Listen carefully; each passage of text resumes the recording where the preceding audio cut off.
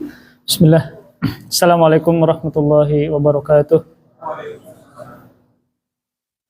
Innal hamdalillah nahmaduhu wa nasta'inuhu wa nastaghfiruh wa na'udzu billahi min shururi anfusina wa min sayyiati a'malina may yahdihillahu fala mudilla lahu wa may yudlilhu fala hadiyalah. Wa asyhadu an la ilaha illallah wahdahu la syarika lah wa asyhadu anna Muhammadan abduhu wa rasuluhu la nabiyya wa la rasula ba'dah. Qala Allah Ta'ala fil Qur'anil Karim, ya ayyuhalladzina amanu taqullaha haqqa tuqatih wa la tamutunna illa wa antum muslimun. Ya ayyuhan nasu taqu rabbakum alladzi khalaqakum min nafsin wahidah wa khalaqa minha zawjaha wa batha minhuma rijalan katsiran wa nisaa'a wattaqullaha alladzi tasaaluna bihi wal arham innallaha kana 'alaikum raqiba. Ya ayyuhalladzina amanu taqullaha wa qulu qawlan sadida yuslih lakum a'malakum wa yaghfir lakum dhunubakum wa may yuti'illaha wa rasulahu faqad faza fawzan 'azima. Amma ba'du, fa inna asdaqal hadithi kitabullah wa khairul hadi hadi Muhammadin sallallahu alaihi wa alihi wasallam wa syarrul umuri muhdatsatuha fa inna kulla muhdatsatin bid'ah wa kulla bid'atin dhalalah wa kulla dhalalatin finnar wa na'udzu billahi min adzabin nar. Alhamdulillah, kita bersyukur kepada Allah Subhanahu wa taala terkait dengan Rasulullah sallallahu alaihi wasallam, di mana Rasulullah sallallahu alaihi wasallam sering mengalami masalah, mengalami musibah, ya, kesedihan, duka dan sebagainya, sampai untuk menghibur Rasulullah sallallahu alaihi wasallam ketika beliau berdakwah di kota Makkah. Dan menurut sejarah bahwa ketika Nabi berdakwah di kota Makkah, maka yang beriman adalah dari orang-orang yang lemah, dari kalangan miskin, dari para budak, ya.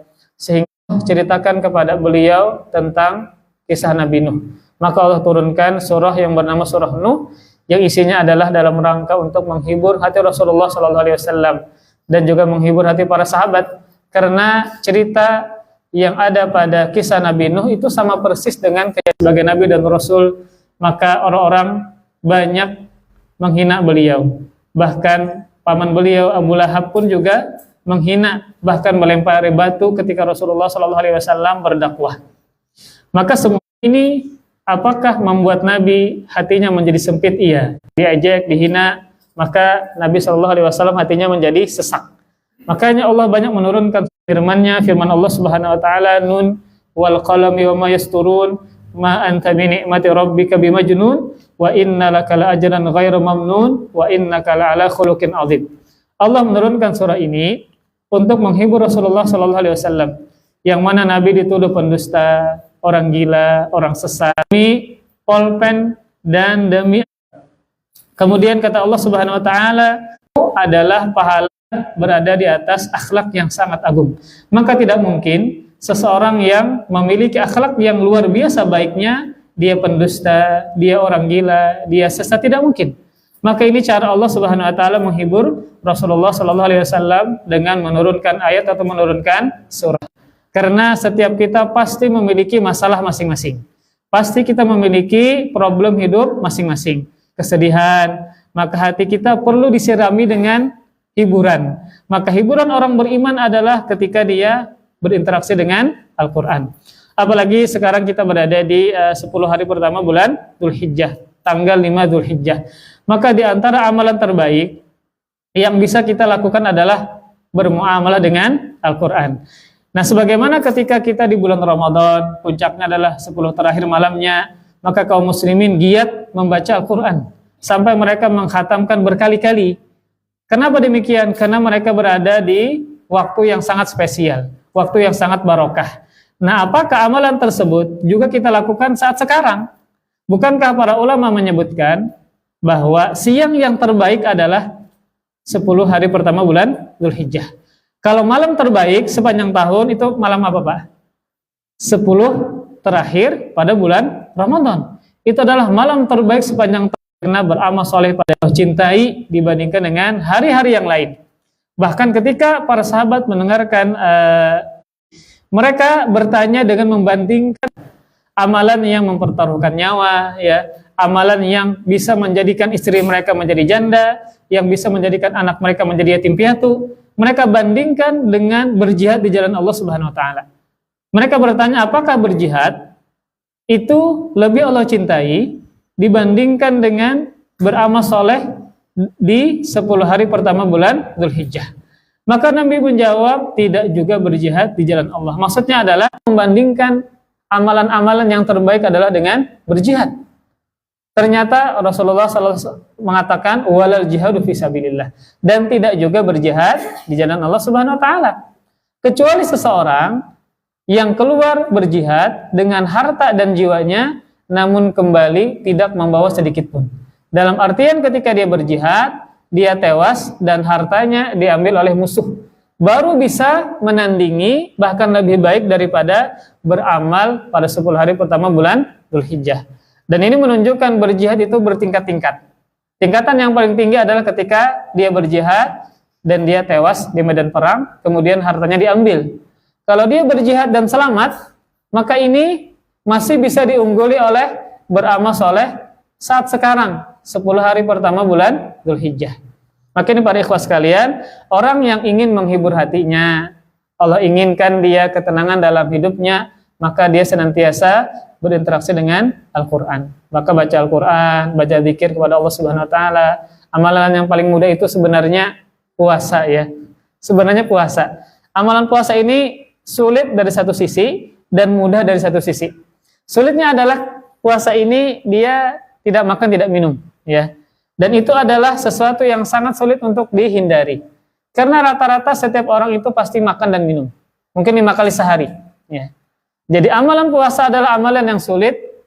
Kenapa? Karena dia meninggalkan hal yang sangat dia cintai. Makan, minum, dan berhubungan badan. Kemudian itu sulit dari satu sisi. Kemudian puasa juga mudah dari satu sisi. Karena ketika dia puasa, maka akan dicatat sepanjang hari dalam rangka beribadah kepada Allah. Itu mudah bagi dia. Jadi ketika dia berpuasa, dia tidur pun dia beribadah. Kenapa? Karena dia puasa. Ketika dia berpuasa, lalu dia misalnya bersih-bersih kah, cuci piring kah, ya, atau ngobrol dengan istrinya, kemudian ngobrol dengan anaknya, maka dicatat sebagai pahala. Kenapa? Karena dia sedang berpuasa. Ya. Jadi memang, makanya karena puasa ini adalah ibadah yang sangat spesial, Allah wajibkan pada bulan yang spesial, bulan Ramadan. Makanya kalau kita ingin mengisi waktu yang berkah seperti ini, maka di antara caranya adalah dengan berpuasa sunnah. Berpuasa sunnah. Jadi kita tahu hari mana yang pian itu kada begawi cukup keras ya, begawi kada berat, maka istilah dengan berpuasa. Nah, minimal jangan meninggalkan puasa pada tanggal 9 Dzulhijjah atau puasa Arafah yang menghapuskan dosa setahun sebelumnya dan menghapuskan dosa setahun setelahnya. Kemudian kembali kepada tema. Tadi ulun sebutkan bahwa cara Allah untuk menghibur dan menenangkan hati Rasulullah SAW, terlebih medan dakwah beliau penuh dengan hambatan. Medan dakwah beliau penuh dengan cobaan ya. Dan cobaannya tidak hanya datang kepada dari beliau ya, dari orang lain, tetapi datang juga dari keluarga terdekat beliau, seperti pamannya, istrinya, dan kabilah-kabilah yang mana itu adalah keluarga besar beliau. Dan di antara cara Allah Subhanahu wa taala adalah ketika Nabi Shallallahu alaihi wasallam berdakwah ke kota Taif ya. Kemudian ternyata beliau ditolak. Bahkan beliau dihinakan dengan cara dilempari batu oleh anak-anak, bahkan orang gila pun melempari batu beliau. Jadi cara orang Arab itu menghinakan seseorang adalah dengan cara melempari batu. Pian bayangkan ketika pian seorang tokoh, seorang pemimpin, berakhlak mulia, orang yang luar biasa bertakwa kepada Allah, ketika berdakwah ya, mengajak para pembesarnya untuk beriman kepada Allah Subhanahu wa taala, tapi nabi ini dihinakan. Caranya apa? Anak kecilnya, bahkan orang gilanya, orang bodohnya melempari nabi dengan batu. Sehingga nabi pulang dengan sedih ke kota Mekah. Maka ternyata ketika beliau singgah, beliau sholat, ternyata sekelompok bangsa jin ya mendengarkan bacaan Nabi dan langsung beriman. Jadi mereka tidak berdialog, berbicara dengan Nabi sallallahu alaihi wasallam. Hanya sekedar mendengarkan bacaan Al-Qur'an Nabi, mereka beriman. Sehingga cerita ini, kisah ini seakan-akan Allah menginginkan kepada Rasulullah sallallahu alaihi wasallam, tidak mengapa dari bangsa manusia tidak beriman, tetapi bangsa jin yang beriman kepada engkau. Maka ini adalah cara Allah agar hati Rasulullah sallallahu alaihi wasallam menjadi terhibur. Karena Nabi sangat bahagia ketika ada yang beriman. Terlebih ketika yang beriman adalah dari kalangan pemimpin, dari kalangan yang punya banyak pengikut. Kenapa demikian? Karena ketika mereka ini beriman, maka pengikutnya juga akan beriman. Makanya ketika Allah Subhanahu wa taala menurunkan surah Abasa wa Tawalla, ya, yang mana Nabi bermuka masam dan berpaling ketika ada seorang buta yang ingin diberikan ilmu oleh Nabi. Dia ingin minta bimbingan kepada Nabi sallallahu alaihi wasallam. Nabi pada saat itu sedang apa? Sibuk mendakwahi para pembesar. Kenapa demikian? Karena ketika mereka beriman, otomatis banyak yang beriman dari pengikutnya. Nabi sangat bahagia ketika ada yang beriman dari kalangan pemimpin, dari kalangan tokoh. Kenapa demikian? Karena biasanya pengikutnya pun juga beriman. Jadi makanya Allah Subhanahu wa taala banyak menurunkan ayat, banyak menurunkan surah agar hati Rasulullah sallallahu alaihi wasallam menjadi terhibur. Nah, maka pada kesempatan pagi ini kita akan membahas muqaddimah tafsir surah Al-Jin. Muqaddimah tafsir dari surah Al-Jin, yang mana Allah turunkan surah ini mengkabarkan kepada Rasulullah sallallahu alaihi wasallam bahwa tidak mengapa dari kalangan manusia tidak beriman kepada engkau, tetapi ada yang beriman dari bangsa jin. Dan ini membuat hati Nabi terhibur karena ada makhluk lain yang Allah bebankan syariat yang ternyata mereka beriman kepada Allah Subhanahu wa taala. Ya, terlebih terkadang banyak khurafatnya berkaitan tentang jin, ya. Terkadang orang salah kaprah ketika dia berhadapan atau berinteraksi dengan jin. Terkadang juga orang salah paham ketika mereka mungkin beranggapan bolehnya berteman dengan jin. Ulun bertakon lawan piana, boleh kada berkawan lawan jin? Ya tentu kada boleh. Nabi ajak kada berkawan lawan bangsa jin. Kenapa demikian? Karena kalau kita hendak berkawan lawan orang, kita kan harus mencari tahu tuh, inya baikkah kadakah? Pian ka awak kada mencari tahu ini jin ini baik atau bagusnya, baik atau buruknya, ya. Kemudian ketika dia misalnya hendak berkawan lawan pian, jin tadi, kita hendak mau bertakun, jin ini baik atau kada? Kalau kita misalnya nih hendak berkawan lawan seseorang, kita kan kalau bertakun lawan abahnya, lawan sahabatnya, lawan kakaknya, pian ini mencari menantu misalnya, anak pian pembungasa sepuluh hari misalnya. Kan pian kada mungkin bang langsung menerima calon tadi. Baik buruknya kan pian harus takuni ke lawan sahabatnya, lawan kawannya, lawan adingnya, lawan siapakah? Kalau pian hendak berkawan lawan jin, siapa yang pian takuni? Gimana rupanya, gimana akhlaknya? Kalaupun dia mengaku misalnya dia Islam bagaimana? Musyah Syiah, Khawarij, Mu'tazilah. Kita kada tahu. Jadi terkadang ada orang yang bangga mengaku berteman dan bersahabat dengan bangsa jin. Kita ini diperintahkan untuk berteman dengan manusia yang soleh, bukan dengan bangsa jin. Karena kita kada tahu dari mana kita bisa menilai Islamnya bagaimana, akhlaknya bagaimana. Kalau dia mengaku muslim pun kita kada tahu, karena muslim pun dia berbeda-beda sebagaimana manusia. Ada muslim yang membangkang, ada yang muslim yang taat, ya. Ada yang muslimnya sunnah, ada yang enggak sunnah. Mereka pun juga punya tarekat-tarekat tersendiri, ya. Walaupun mereka muslim juga banyak macam-macamnya. Nah, ini juga termasuk hal yang bisa kita pelajari, di mana ternyata Allah menurunkan surah ini dalam rangka menghibur hati Rasulullah Shallallahu Alaihi Wasallam. Jadi surah Al-Jin ini adalah Makkiyah. Makkiyah maksudnya adalah turun sebelum Nabi berhijrah ke Madinah. Turunnya sebelum Nabi berhijrah ke kota Madinah. Adapun topik atau pembahasan utama dari surah ini adalah itsbatu karamatin lin Nabi sallallahu alaihi wasallam bi anna da'watahu balagat ilal jin. Menetapkan kemuliaan bagi Nabi sallallahu alaihi wasallam bahwa dakwahnya sampai kepada bangsa jin. Jadi topik pembahasan dari surah ini adalah menetapkan kemuliaan bagi Nabi sallallahu alaihi wasallam bahwa dakwah beliau sampai kepada bangsa jin. Memang ada silang pendapat dari para ulama, apakah syariat mereka ini sama dengan kita? Salatnya, puasanya, apakah sama dengan kita? maka banyak di antara mereka berpendapat mereka memang dibebankan syariat. Tetapi cara melakukannya mungkin berbeda. Misalnya sebagaimana kita diperintahkan, disyariatkan untuk sholat, maka mereka pun juga ada sholat. Namun bagaimana caranya? Wallahu a'lam bishawab, ya. Maka ini bisa jadi ada sedikit perbedaan. Kemudian juga sebagaimana kita diwajibkan haji, maka mereka pun juga diwajibkan haji. Namun syariatnya, pelaksanaannya bagaimana? Maka wallahu a'lam bishawab, ya. Maka tidak dijelaskan kepada kita. Yang jelas adalah mereka juga dibebankan syariat kepada mereka. Kemudian surah ini juga tapi pembahasannya adalah Allah Subhanahu wa taala menyebutkan tentang sesatnya orang yang mengada-ngada atas nama Allah tanpa ilmu.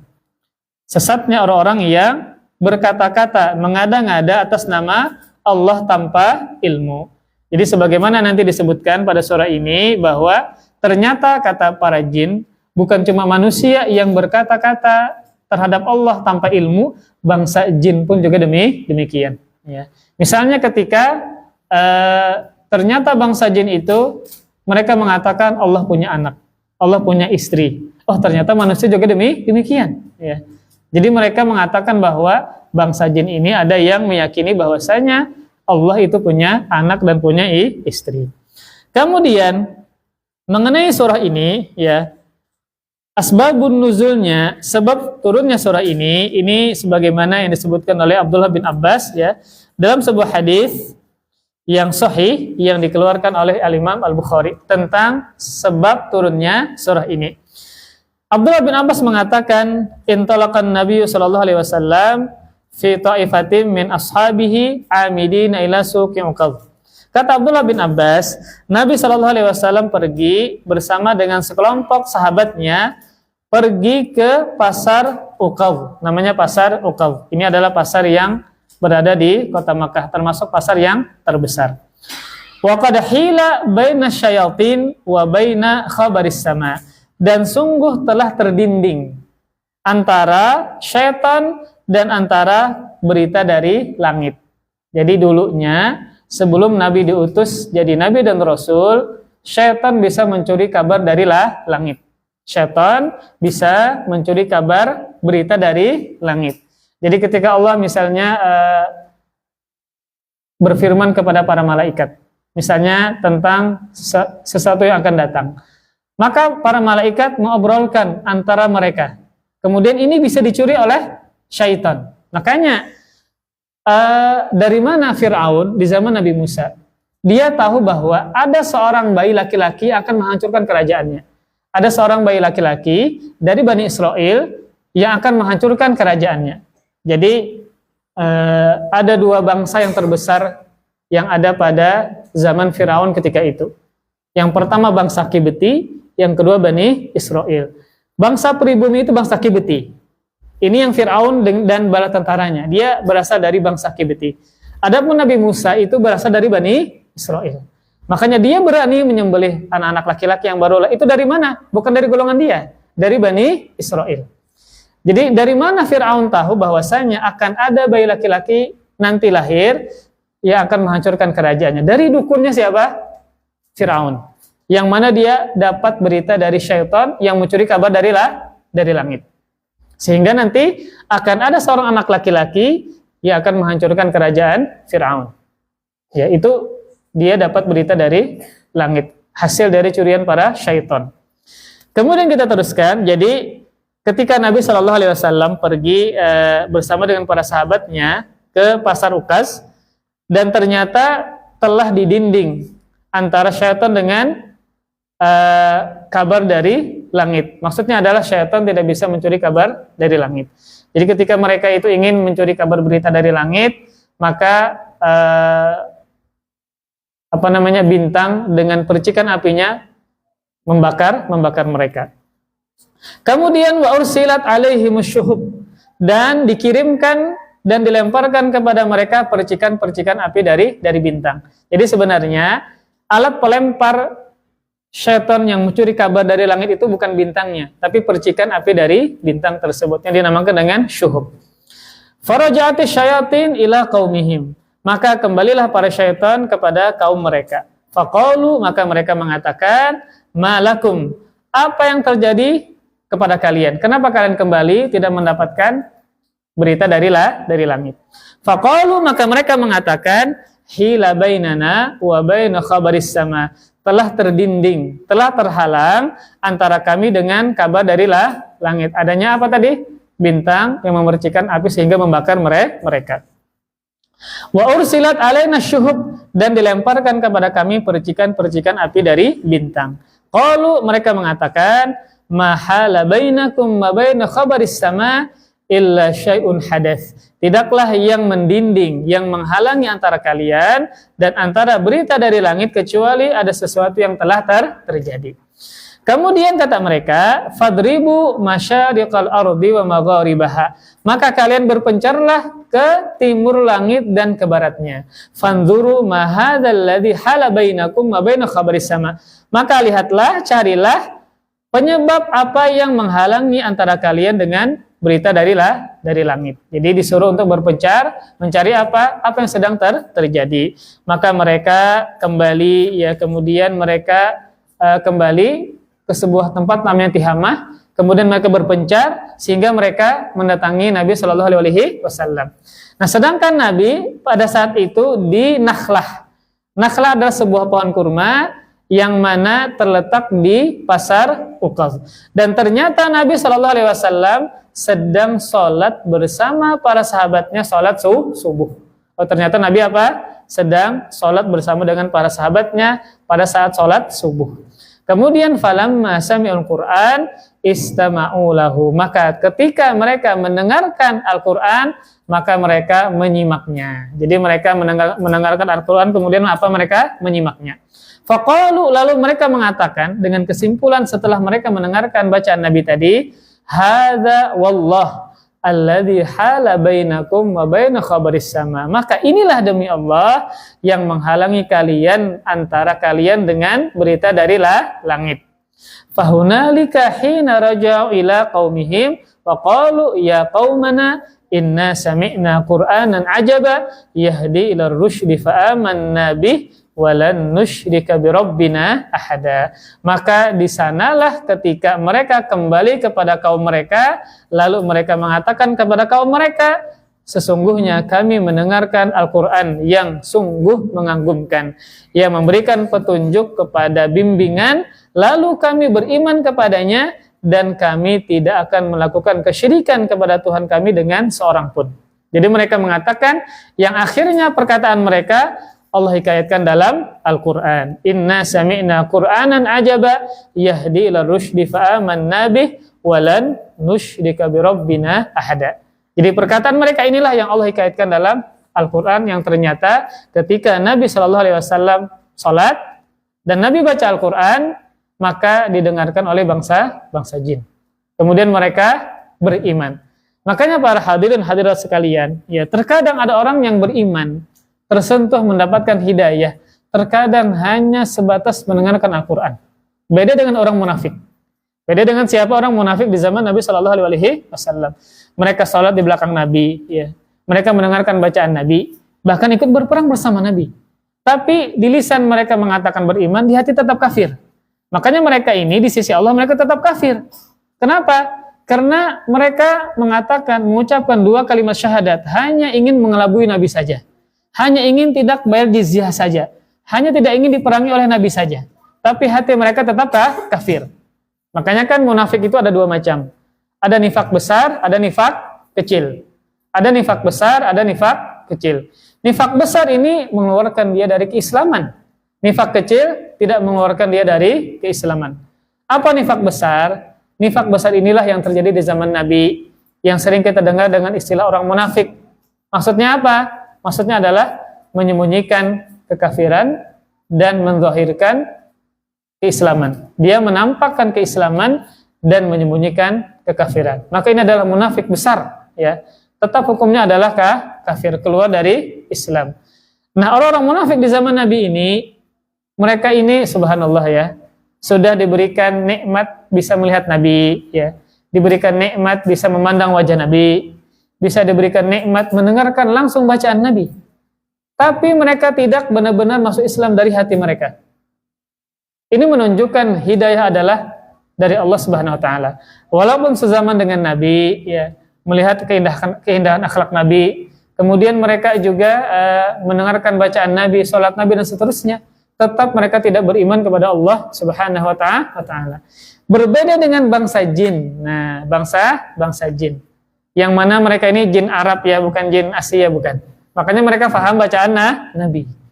Dan Nabi membaca dengan tartil. Nabi membaca dengan tartil. Tartil itu menggabungkan dua hal. Pertama, tidak tergesa-gesa. Yang kedua, dengan mentadabburi. Itu dinamakan dengan tartil.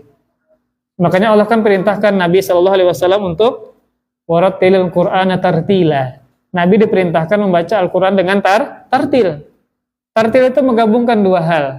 Pertama, tidak tergesa-gesa, pelan-pelan saja. Yang kedua, dengan mentadabburi, dengan memahami apa yang dibaca. Makanya kan berefek. Ada efeknya. Di antaranya adalah bangsa jin beriman. Yang membaca suara bagus ya. Kemudian yang membaca pelan-pelan, pas tajwidnya enak didengar. Kemudian dia baca, faham yang dia baca dengan mentadabburi. Ketika yang dia baca adalah tentang surga, maka nadanya nada gembira. Ya. Ketika dia membaca tentang neraka, maka dengan nada yang sedih. Tentang dosa, tentang siksa, maka dengan nada-nada yang sedih. Ini jangan dibalik. Kalau bercerita tentang surga jangan sedih. Kalau bercerita tentang neraka jangan gembira. Jadi ada cerita di pesantren, cerita lucu ya. Ini kejadian di pesantren kami.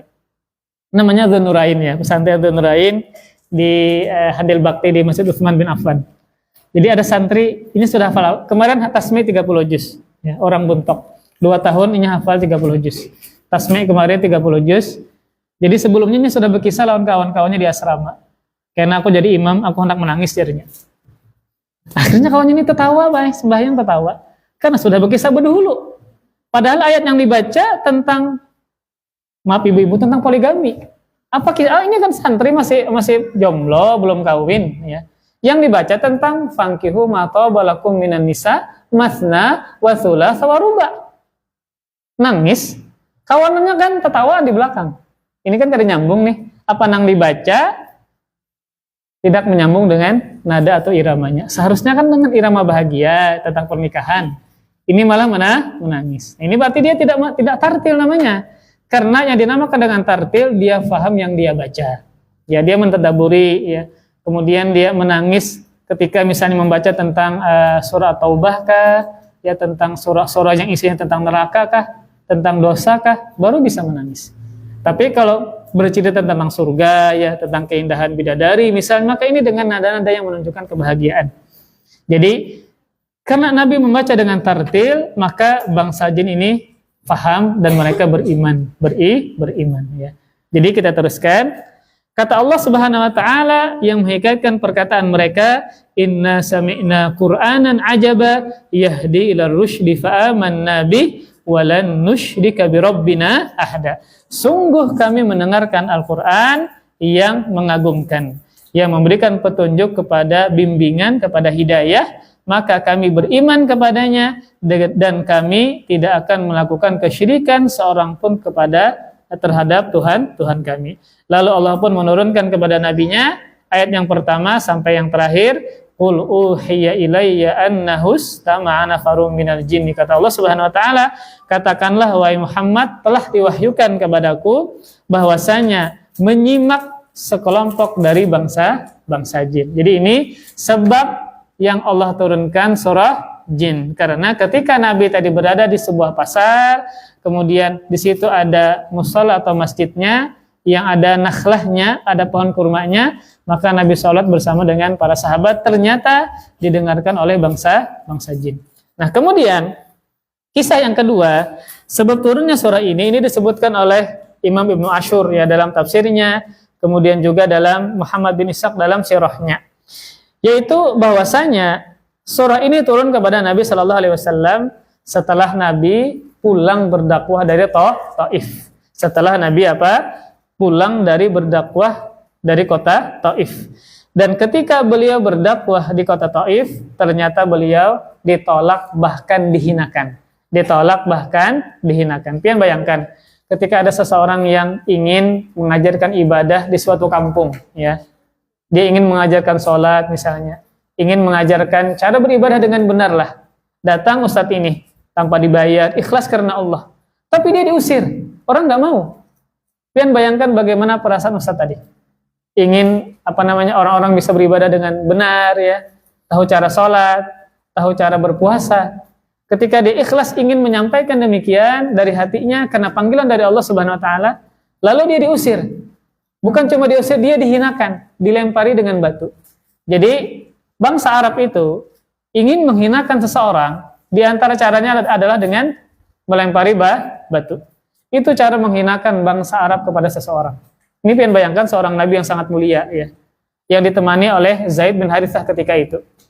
Dia ingin berdakwah, ya, kemudian mendatangi para pembesarnya di kota Taif. Ternyata mereka menolak. Kalau menolak saja nggak apa-apa, tapi ini dihinakan. Caranya apa cara menghinakannya? Dilempari batu. Yang melempari bukan orang dewasa, Pak. Anak-anak kecil, orang bodoh, orang gila. Makanya Allah mengutus malaikat Jibril dan malaikat penunggu gunung untuk menawarkan kepada Nabi, kata malaikat penjaga gunung ini, kalau hendak pian aku timpukkan gunung kepada mereka, aku timpukkan, kata siapa? Penghuni gunung. Ini kan gemes nih malaikat ini. Seorang Nabi yang sangat mulia dihinakan seperti itu. Pian bayangkan. Sampai-sampai apa?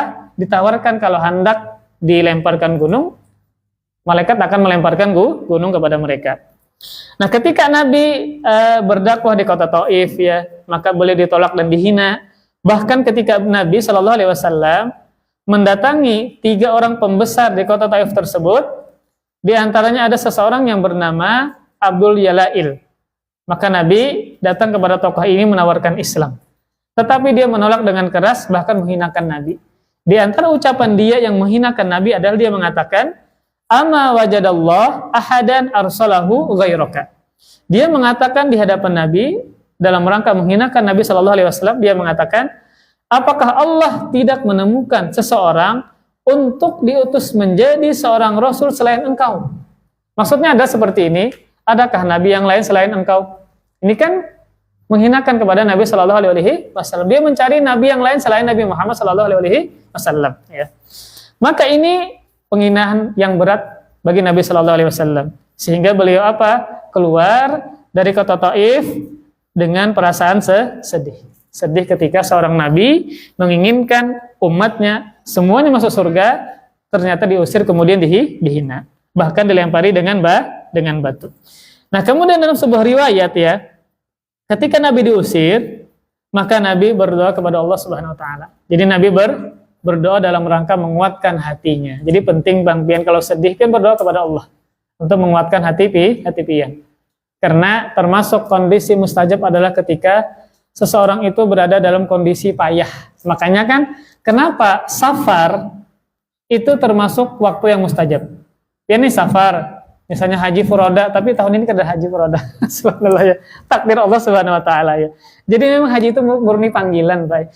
Pian punya duit 1 miliar kah? Kemudian pian furoda 1 miliar kah? Kalau kerajaan kada mengeluarkan pian, kada kau tulak. Ujungnya banyak yang kada kau tulak. Memang ini adalah murni panggilan dari Allah Subhanahu Wa Taala. Sudah menyetor nih 400 juta, bahkan mungkin ada 500 juta. Ternyata visanya kada keluar. Ada lagi kisah yang unik, mungkin pengen membaca lah. Ada seseorang dari Libya, ada pengen membaca lah, dari Libya, subhanallah. Ada seseorang dari Libya, Pak. Inya ditolak di imigrasi bandara Inya nih. Karena paspornya bermasalah. Ketika terbang, ada peringatan jangan menaruhkan bubulik pulang anunya, pilotnya. Kemudian terbang lagi, bubulik pulang, ada peringatan entah kejadian apa kalau diteruskan, kan ada radarnya macam-macam. Sehingga diputuskan disuruh 1 orang tadi naik. Akhirnya lancar penerbangan, subhanallah. Kan terkadang ada cerita seperti itu, ya. Allah inginkan dia naik, berangkat, walaupun macam-macam ada kendala di bandara misalnya. Pesawat terjadi putar-putar, terjadi tulak. Ketika diangkut si orang tadi baru bisa jalannya. Mungkin ini adalah cara Allah Subhanahu Wa Taala untuk memuliakan orang tersebut. Nah, jadi ternyata kita kembali kepada hadis ini, subhanallah. Rasulullah berdoa kepada Allah Subhanahu wa taala ketika beliau ditolak, diusir oleh penduduk Taif. Maka Nabi sallallahu alaihi wasallam berdoa, Allahumma ilaika ashku dha'fa quwwati wa qillata hilati wa hawani 'alan nas ya arhamar rahimin anta rabbul mustad'afin wa anta rabbi ila man takiluni. Kata Rasulullah sallallahu alaihi wasallam dalam doanya, ya Allah, hanya kepadamu aku mengadukan lemahnya kekuatanku. Karena bagaimanapun seorang nabi, tetap beliau senantiasa bergantung kepada Allah Subhanahu wa taala. Ini penting bagi seorang dai, seorang ustadz ya. Atau siapapun kita, maka dalam urusan kita, dalam urusan beragama, dalam urusan dunia harus senantiasa bergantung kepada Allah Subhanahu wa taala. Demikian pula dalam ya misalnya membangun pesantren, membangun yayasan ya, mempertahankan mushola agar jangan sampai diambil orang. Maka bertawakal kepada Allah Subhanahu wa taala ya. Dan bertawakal, ada ikhtiar, misalnya ikhtiar yang bagus menginduk kepada yayasan tertentu yang dia punya kekuatan kekuatan hukum, perhimpunan arisyad ya seperti mushola ini. Ini termasuk ikhtiar kita. Karena akan sangat banyak terkadang gangguan, rintangan terkait kita ingin mendirikan pesantren kah, mendirikan mushola kah. Terkadang banyak orang yang tidak suka. Ya, jadi penting sekali kita senantiasa bertawakal kepada Allah Subhanahu wa taala. Jadi Rasulullah sallallahu alaihi wasallam langsung ingat kepada Allah dengan mengatakan, hanya kepadamu aku mengadukan lemahnya kekuatanku dan sedikitnya upayaku serta hinanya diriku di hadapan manusia, wahai zat yang paling penyayang di antara orang-orang yang menyayangi. Kemudian, nah setelah itu dalam riwayat yang lain ya, ketika Nabi Shallallahu Alaihi Wasallam pulang sedih ya, bahkan ketika beliau berjalan tanpa sadar sampai beliau tiba di suatu tempat yang bernama As-Sa'alib. Ini kalau pian misalnya pernah ke Taif, melewati daerah-daerah, terkadang ada samping kanan kirinya itu lafitah. Lafitah itu semacam apa tuh Pak yang bertulisan ini Banjarbaru ke kanan, Palangkaraya ke kiri, itu namanya apa tuh?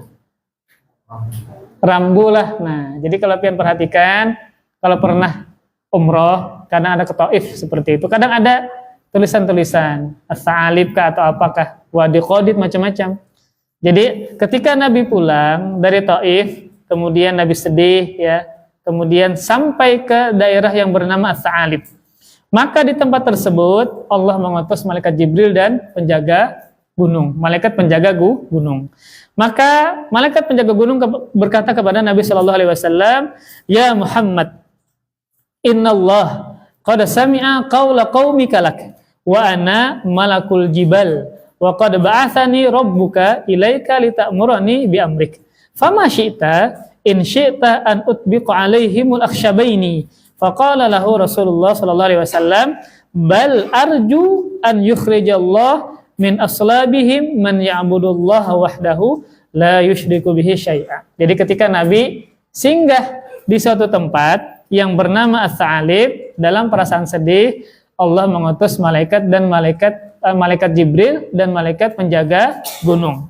Maka malaikat penjaga gunung berkata kepada Nabi sallallahu alaihi wasallam, wahai Muhammad, sungguh Allah telah mendengar perkataan kaummu terhadapmu, bentuk hinaan kaummu kepada Nabi Muhammad.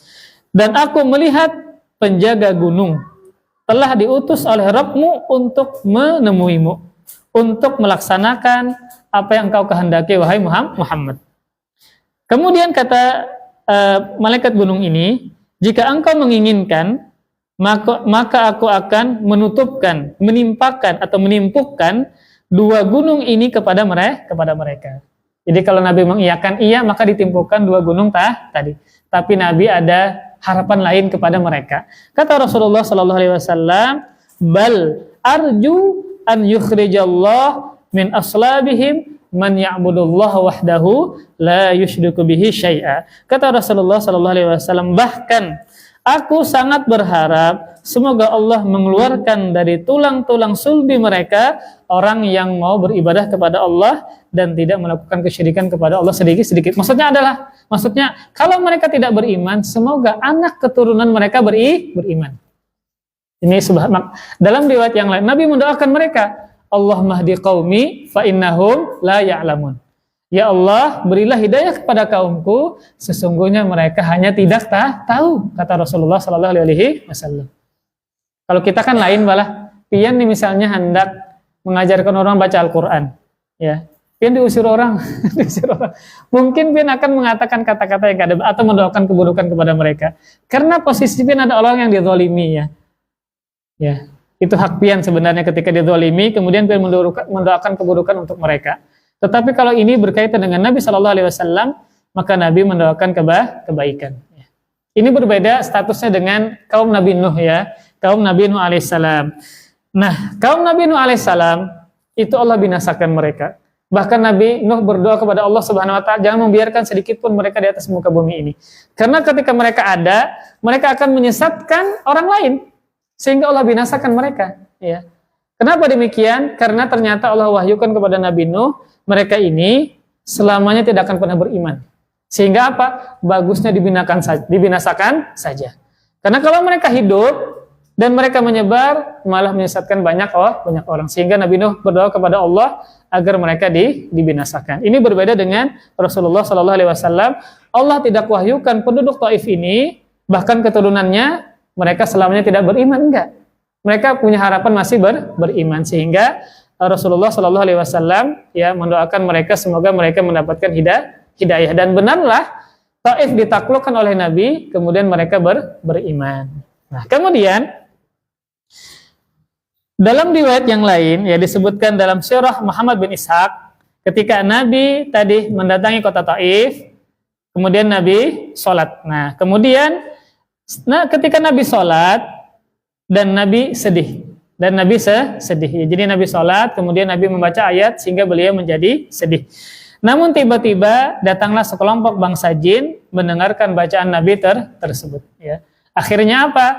Akhirnya mereka beriman. Jadi Allah Subhanahu Wa Taala menurunkan surah Al-Jin tadi dalam rangka apa? Menghibur Rasulullah Sallallahu Alaihi Wasallam bahwasanya tidak mengapa dari bangsa manusia yang tidak beriman. Tetapi apa? Ternyata ada bangsa jin yang beriman kepadamu, kepada Al-Quran dan kepada Allah Subhanahu Wa Taala. Jadi ini cara Allah Subhanahu Wa Taala menghibur hati Rasulullah Sallallahu Alaihi Wasallam. Ketika boleh diusir oleh orang Quraisy, misalnya diusir oleh bangsa Taif, ya, oh ternyata ada bangsa yang lain dari bangsa jin yang ternyata beriman kepada Allah Subhanahu Wa Taala. Jadi harapan itu tidak akan pernah putus dari Nabi Shallallahu Alaihi Wasallam. Jadi kalau seandainya pian ini mengajarkan orang lain atau bahkan anak kecil, maka jangan sedih ya. Terkadang ketika kita ingin berdakwah lah atau ingin mengajarkan orang mengaji, terkadang yang datang 1 orang, 2 orang. Memang kita manusia ya. Kalau kita orangnya banyak kita semangat Pak. Tapi kalau orang sedikit harusnya juga semangat. Karena tugas kita adalah untuk mengajarkan, bukan melihat kepada jumlah. Ya, terkadang ada yang datang 1 orang, hendak mengaji misalnya, asalnya 10, tiba-tiba jadi 1, 2. Ya. Maka ternyata para ulama zaman dulu pun juga demikian. Contoh misalnya Syekh Utsaimin itu ya, beliau itu, pada ulun baca ceritanya dari entah dari murid beliau atau orang yang menyaksikan kisah beliau, ya, beliau pernah datang ke sebuah masjid lah. Ternyata orangnya kedadaan. Nah, hendak ke majlis itu kedadaan. Kemudian yang sidin suruh adalah tukang azannya suruh duduk berduaan belajaran lawan sidin. Jadi maksudnya adalah seseorang itu ketika dia ingin menyampaikan kebaikan, maka jangan lihat kepada jumlah. Karena kewajiban kita itu menyampaikan kebaikan, berdakwah. Bisa jadi yang sedikit ini, 1, 2 ini, nantinya ternyata yang paling banyak maslahatnya dan manfaatnya. Makanya kan contoh tadi Syekh Muhammad bin Shalih Al-Utsaimin itu, beliau, anak laki-laki beliau memang tidak ada jadi ulama. Tetapi beliau punya menantu yang ulama-ulama. Misalnya beliau punya menantu Syekh Khalid Al-Musyaiqi. Itu murid sidin, itu juga ulama besar, pengajar Masjidil Haram. Ya. Ada lagi Syekh Sami Syukair, itu juga menantu beliau, ya. Bahkan beliau banyak memiliki murid yang dulunya sedikit yang hadir. Namun ternyata murid beliau ini menjadi ulama-ulama besar. Itu sama seperti guru beliau, Syekh Sa'di itu guru beliau. Itu juga kadang satu, kadang dua yang hadir. Tapi tetap beliau ajarkan. Karena tadi bisa jadi satu orang ini yang nanti paling banyak manfaatnya. Jadi kalau pian misalnya mengajarkan Al-Quran, satu orang, dua orang, anak tetangga, maka ajarkan saja. Bisa jadi nanti anak inilah yang paling bermanfaat kemudiannya. Karena kita fokus kepada mengajarkan, bukan kepada jumlahnya. Makanya ketika Nabi diperlihatkan tentang kondisi hari kiamat ya, oh ternyata ada Nabi yang memiliki pengikut sedikit 9, ada yang 8, ada Nabi melihat pengikut itu sangat banyak, sehingga Nabi beranggapan itu adalah umatku, oh ternyata itu adalah umat Nabi Musa. Ya. Ada juga yang Nabi yang datang membawa satu umat, satu pengikut. Ada bahkan di antara Nabi tidak punya pengikut sama sekali, subhanallah. Ini berdakwah seumur hidup, tapi subhanallah Allah takdirkan tidak memiliki pengikut sama sekali. Jadi kalau seandainya pian mengajar orang sedikit, maka jangan sedih.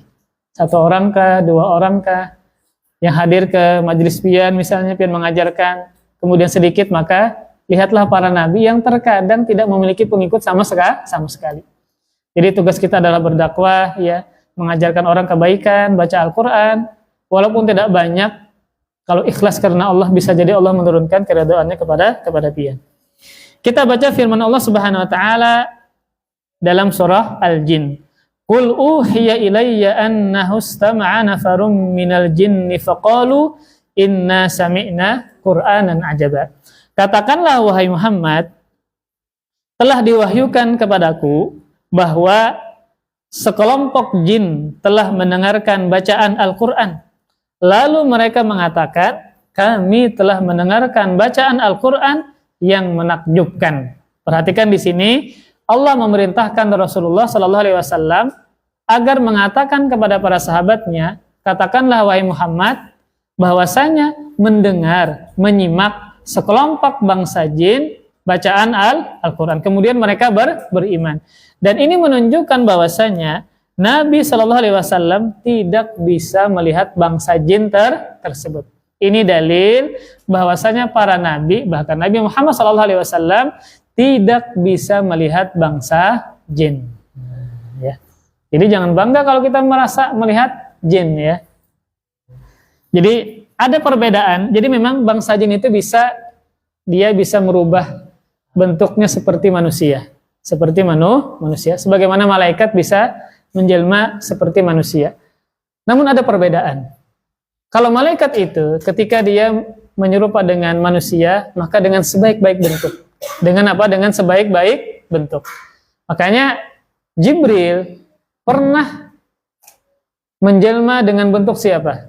Sahabat yang masyhur dengan ketampanannya, Dihyah bin Khalifah Al-Kalbi. Ini sahabat yang sangat tampan, ya. Sehingga kalau ada malaikat yang menjelma dengan bentuk manusia, maka dia dengan sebaik-baik rupa dan tampan. Seperti malaikat Jibril yang mana menjelma dengan bentuk Dihyah bin Khalifah Al-Kalbi. Sebagaimana juga Allah mengutus dua malaikat yang menyerupa dengan manusia, dua orang, untuk menemui Nabi Lut alaihissalam. Dengan apa? Bentuk yang indah, yang menawan. Sehingga kaum beliau tergila-gila dengan dua utusan ini. Ya. Berbeda dengan bangsa jin, yang mana kalau mereka merubah bentuk dengan manusia, itu terkadang tidak sempurna. Ada cacatnya, ya. Bahkan dengan bentuk yang buruk seperti ular, seperti anjing dan seterusnya. Beda dengan malah malaikat, yang mana mereka kalau merubah bentuk dengan bentuk yang indah. Jadi di sini menunjukkan bahwasanya Rasulullah SAW pun tidak bisa melihat bangsa jin tersebut. Makanya Allah ceritakan kepada Nabi, Allah kabarkan kepada Rasulullah SAW bahwa ada yang datang sekelompok jin mendengarkan bacaanmu. Jadi mereka hanya sekedar mendengarkan bacaan, mereka beriman. Nah, sebenarnya para pembesar kafir Quraisy ini, mereka itu suka mencuri dengar, ya, menguping Nabi baca Al-Quran.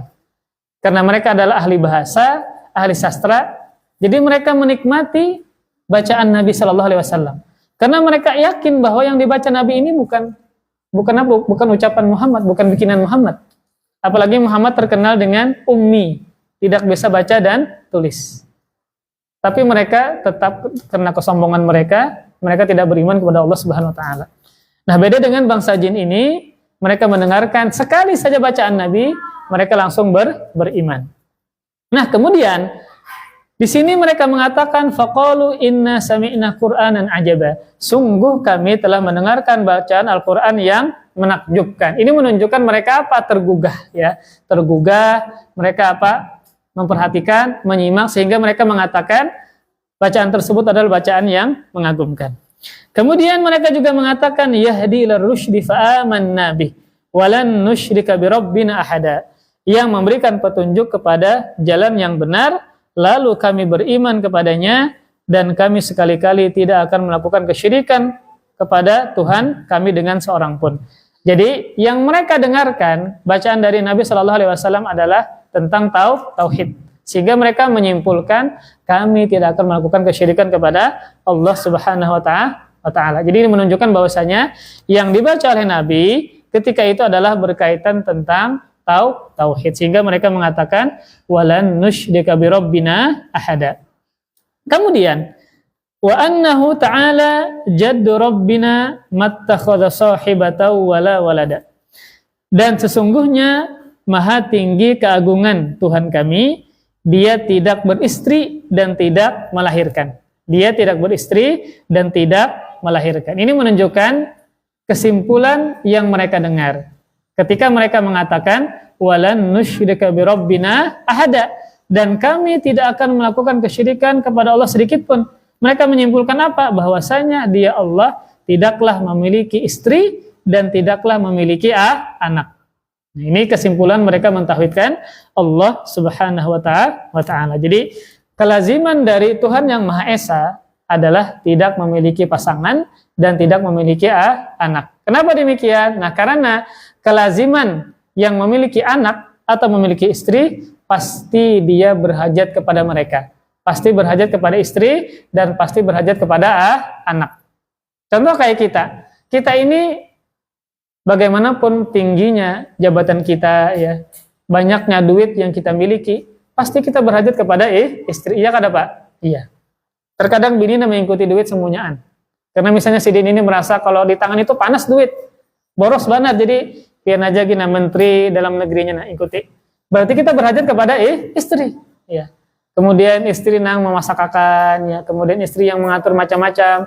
Jadi konsekuensi dan kelaziman seseorang memiliki istri adalah dia berhajat kepada istrinya. Maka tidak mungkin Allah punya istri, kenapa? Akan berhajat kepada istrinya. Sebagaimana juga tidak mungkin Allah punya anak. Karena kalau seseorang itu punya anak, maka dia akan berhajat kepada anak-anaknya. Misalnya dia punya perusahaan dan sidin merasa anak mati sudah. Maka biasanya kepada siapa dia akan berwasiat? Kepada anaknya. Pasti akan perlu dan berhajat kepada anaknya. Maka tidak mungkin Allah punya anak, karena kelaziman punya anak adalah berhajat kepada anak. Kemudian firman Allah Subhanahu wa taala, wa annahu kana yaqulu safihuna 'alallahi syatata. Dan sungguh jin yang bodoh di antara kami dulu selalu mengucapkan perkataan yang melampaui batas terhadap Allah. Oh, jadi mereka ketika mendengar bacaan Nabi Shallallahu Alaihi Wasallam, mereka menyimpulkan bahwa ada jin yang bodoh yang ternyata mereka mengatasnamakan Allah tanpa didasari dengan ilmu. Mereka melampaui batas. Apa contohnya? Seperti mereka mendengar ada bangsa jin yang mengatakan Tuhan memiliki anak dan istri. Maka mereka katakan itulah jin yang bodoh, yang ternyata melampaui batas terhadap Allah Subhanahu wa taala. Kemudian mereka mengatakan wa anna dhananna allan taqulal insu wal jinnu 'ala Allahi kadiba. Dan sesungguhnya kami menyangka bahwa manusia dan jin tersebut tidak akan mengatakan perkataan yang dusta terhadap Allah. Jadi jin tadi yang menyimak perkataan Nabi tadi, maka mereka sebelumnya mengira tidak akan ada kalangan manusia, ya, maupun kalangan jin yang berani berdusta atas nama Allah. Ternyata ada, ya, dari bangsa jin, dari bangsa manusia, ternyata mereka juga berdusta atas nama Allah. Seperti apa? Keyakinan bahwa Allah punya istri dan juga punya anak. Kemudian firman Allah Subhanahu wa taala, wa annahu kana rijalun minal insi ya'udzuuna birijalin minal jinni fazaduhum rahaqa. Kata Allah Subhanahu wa taala, dan sungguh ada beberapa orang laki-laki dari kalangan manusia yang meminta perlindungan kepada beberapa laki-laki dari bangsa jin. Tetapi mereka jin ini menjadikan mereka manusia bertambah sesat. Nah, jadi ternyata minta bantuan kepada jin itu bukan cuma terjadi di tempat kita saja. Dulunya bangsa Arab pun ketika mereka berada di suatu lembah yang menurut mereka angker, mereka meminta apa? Bantuan kepada pemimpin bangsa jin tersebut. Nah, jadi kan kebiasaan orang Quraisy itu adalah mereka safar. Mereka safar ya. Safar dalam rangka apa, Pak? Bukan berhutang ya, berdagang. Jadi mereka safar dalam rangka apa? Berdagang. Misalnya ke Yaman itu musim apa, Pak? Sebagaimana dalam surah Quraisy, Rihlatasy Syita was-Shaif. Jadi mereka safar musim dingin dan musim panas. Ke Yaman itu saat musim apa? Musim panas. Ke Syam itu musim, kebalik duluan. Ke Yaman itu musim dingin, ke Syam musim panas. Ketika mereka ke Yaman, lalu mereka singgah di suatu lembah yang menurut mereka angker, maka mereka minta pertolongan kepada bangsa jin. Maka ini tidak dibenarkan ya, minta bantuan pertolongan kepada bangsa jin. Dan ini ya terjadilah di tempat. Ulun pernah cerita, pernah membaca tentang manakib datu-datu orang Banjar. Kalian tahu lah nama datunya siapa aja. Ada Datu Nuraya, Datu Sanggul, Datu Karipis, tahu lah pian, Pak. Pernah lah pian mendengar istilah tadi, datu-datu orang Banjar. Kada tahu pian lah. Jadi ada datu, ulun kadingat karena siapa? Makanan sidin tuh yang karas-karas, besi dimakan sidin. Jadi ada apa? Datu siapa kayak gitu nah. Jadi dia ini bisa menaklukkan bangsa jin. Jadi kalau hendak kada diganggu oleh bangsa jin, bawa haduk apa namanya? Sesapu itu adalah terbuat dari apa? Hirang tuh, Pak. Apa namanya? Tali hajuk kah apa? Haduk lah. Makanya orang ke hutan ada yang membawa itu. Karena itu adalah pesanan dari seorang datu kepada bangsa jin, itu jangan diganggu. Kalau dia membawa itu tadi, itu udah anak keturunanku. Boleh kada ke hutan membawa hajuk tadi nah? Agak kada diganggu bangsa, kada boleh. Mau bujurkah ceritanya kada boleh. Ya. Apalagi jadi memang ya, ulun kada ingat ada ulama ya. Ada seorang ulama alim besar, ya, ulama sunnah. Yang mana beliau ini ditakuti oleh bangsa jin. Jadi ketika ada orang kerasukan, sandal sidinnya dibawakan jin sudah keluar. Sandal gini dibawakan apa sudah keluar. Kan saking ulama ini luar biasa ya. Tapi ketika suatu saat ya ada seseorang membawakan entah misalnya sandal sidin atau apakah, jinnya ada keluar, ulamanya meninggal dunia. Berarti tidak bisa ngapain lagi ya, karena saking kuatnya ulama ini tauhidnya ya. Bahkan mungkin sandalnya saja jin sudah keluar dari tubuh manusia. Tapi ketika sudah meninggal dunia maka tidak ada pengaruh lagi, pengaruh lagi. Jadi makanya Nabi mengajarkan apa bacaannya kalau pian singgah di suatu tempat ya. Misalnya pian safar kemana misalnya? Ke Anjir. Dari mana? Dari Pelari ke Anjir, hendak monjon. Nah, lalu pian singgah di Anjir, pina apa kehausan kah atau beli bensin kah? Atau pian merasa ini banyak begal kah atau apakah? Apa bacaannya yang diajarkan oleh Nabi Shallallahu alaihi wasallam? Ada bacaannya. Entah kita misalnya merasa diganggu oleh bangsa jin ya, atau diganggu oleh manusia binatang, maka Nabi mengajarkan kita sebuah bacaan. Apa bacaannya? Ada yang tahu, Pak? Bacaan ketika pian singgah agar selamat dari musibah lah dan keburukan. Apa bacaannya ibu-ibu? Bacaan singgah. Ada yang tahu? A'udzu bikalimatillahi tammati min syarri ma khalaq. Nabi mengajarkan, bukan minta bantuan kepada jin. Datu-datu empat lewat, bukan. Kita bahari ulun kan bahari ya, ngaran kekawanan bekawanan. Kalau bekami di bawah pohon minta izin lawan datu. Nah, supaya apa? Supaya itunya kada bangkak jar. Padahal memang benar ya Nabi mengajarkan kepada kita kalau kencing jangan di lubang. Karena lubang itu bisa jadi adalah sarang jin atau sarang binatang berbisa. Ular keluarnya biar kami dipatuknya biar. Jadi bukan karena jinnya bukan ya. Tapi kada bisa jadi itu adalah sarang apa sarang. Jadi kalau kita kencing jangan di lubang lubang. Bisa jadi itu ada ular misalnya, sama-sama ular tamu, lalu dihantupnya ampun biannya. Jadi kalau kita misalnya singgah, hendak kencing atau apa ya, maka bacalah doa ini ya, yang diajarkan oleh Rasulullah Sallallahu Alaihi Wasallam. Jadi Nabi dalam sebuah hadis yang sahih yang dikeluarkan oleh Imam Bukhari, kata Rasulullah Sallallahu Alaihi Wasallam, "Idza dakhalal khala." Jadi ini Anas bin Malik mengatakan, "Idza dakhalal khala." Apabila Nabi Sallallahu Alaihi Wasallam singgah di satu tempat ya, maka Nabi Sallallahu Alaihi Wasallam mengajarkan, "A'udzu bikalimatillahi tammati min syarri ma khalaq." Jadi apabila dia singgah di suatu persinggahan, maka bacalah a'udzu bikalimatillahi tammati min syarri ma khalaq. A'udzu bikalimatillahi tammati min syarri ma khalaq. Aku berlindung kepada engkau ya dengan kalimatmu yang sempurna dari kejahatan makhluk yang kau ciptakan. Entah itu dari bangsa jin atau dari manusia atau dari binatang ya. Atau mungkin bisa jadi ada angin ribut atau apakah ketika kita singgah maka baca a'udzu bikalimatillahi tammati min syarri ma khalaq ya. Jadi Nabi mengatakan man nazala manzilan, barang siapa yang singgah di suatu tempat maka bacalah a'udzu bikalimatillahi tammati min syarri ma khalaq ya.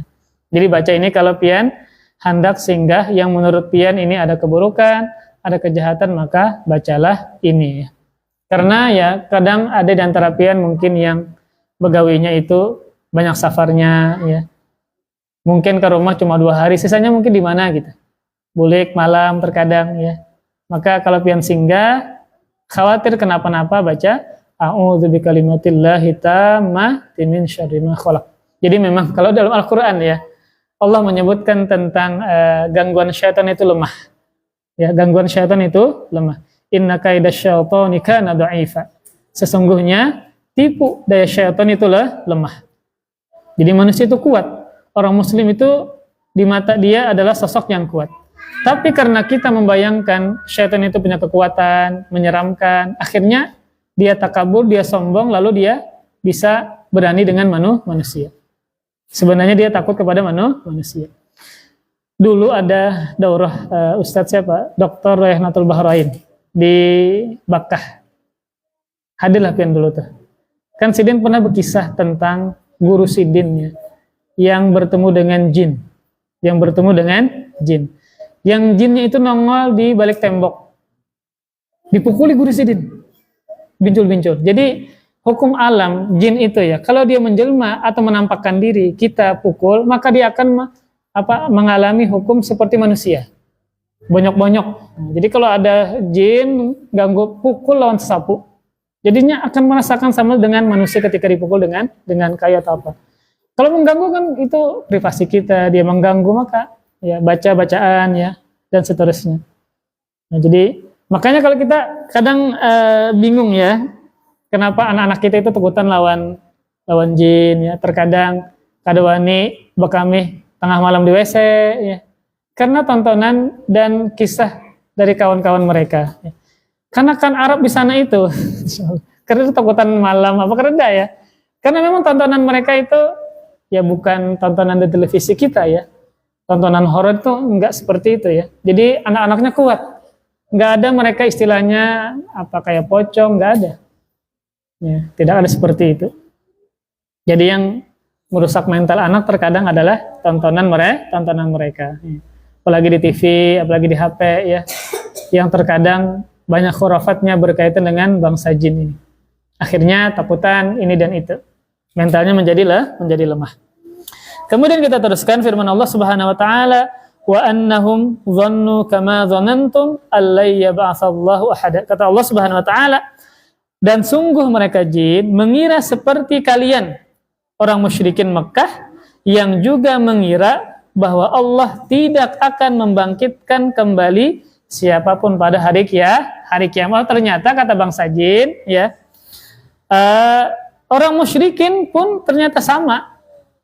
Sebagaimana bangsa jin, mereka tidak percaya dengan adanya hari kebangkitan. Jadi bukan cuma dari bangsa manusia yang tidak percaya hari kiamat, dari bangsa jin pun juga demikian, mereka tidak percaya tentang adanya hari kiamat. Jadi kalau kita perhatikan topik yang dibahas pada surah-surah Makkiyah, Makkiyah kan berarti Nabi masih berada di Mekah. Itu topiknya banyak bercerita tentang hari kiamat. Kenapa demikian? Karena kebanyakan dari orang musyrikin tidak percaya adanya hari kebangkitan. Mereka mendustakan dan mengingkari adanya hari kebangkitan. Makanya Abu Lahab, ya, yang mana Allah ancam dengan masuk neraka, padahal dia masih hidup.